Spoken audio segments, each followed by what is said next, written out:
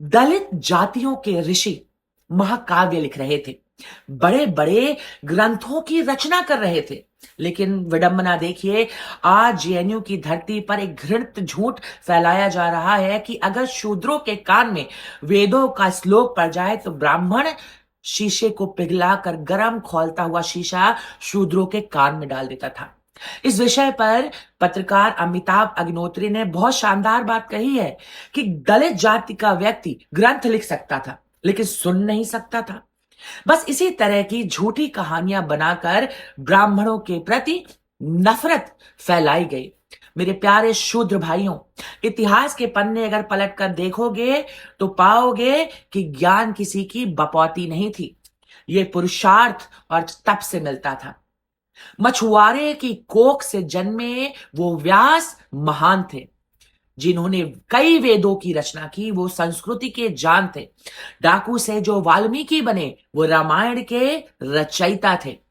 शूद्र कुल की इतरा के पुत्र वेदों के व्याख्याता थे। ये कैसी विडंबना है, ये कैसा शोर मचाया जा रहा है कि लिखने वालों को ही सुनने से रोका गया।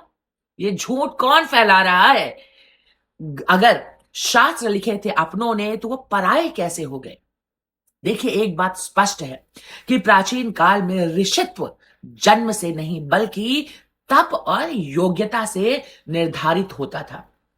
दोस्तों, सत्य यह है कि हमारी सनातन परंपरा में ज्ञान का द्वार कभी किसी कुल को देखकर नहीं खोला गया, बल्कि उसके कौशल और तप को देखकर खुलता था।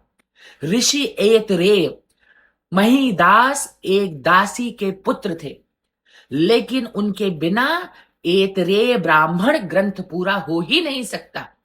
ऋषि कवश एलूश दासी पुत्र थे, लेकिन ऋग्वेद के मंत्र उनके नाम के बिना अधूरे हैं। सत्यकाम जाबाल की मां का परिचय अज्ञात था, लेकिन उनकी सत्यनिष्ठा ने उन्हें ब्रह्मर्षि बना दिया। सावधान रहिए, जो लोग आपसे कहते हैं कि आपके पूर्वजों के कान में ब्राह्मणों ने शीशा पिघलाकर डाला, वो दरअसल आपके पूर्वजों वाल्मीकि, व्यास और ऐतरेय के उस ऋषित्व का अपमान कर रहे हैं जिन्होंने इस सभ्यता को गढ़ा है। वो आपको पीड़ित बनाकर रखना चाहते हैं, जबकि आपका इतिहास विजेता और विद्वान का रहा है। जय श्री राम मित्रों, राजनीति के खेल से परे उठकर अपना इतिहास पढ़ें, अपने पूर्वजों के बारे में पढ़ें।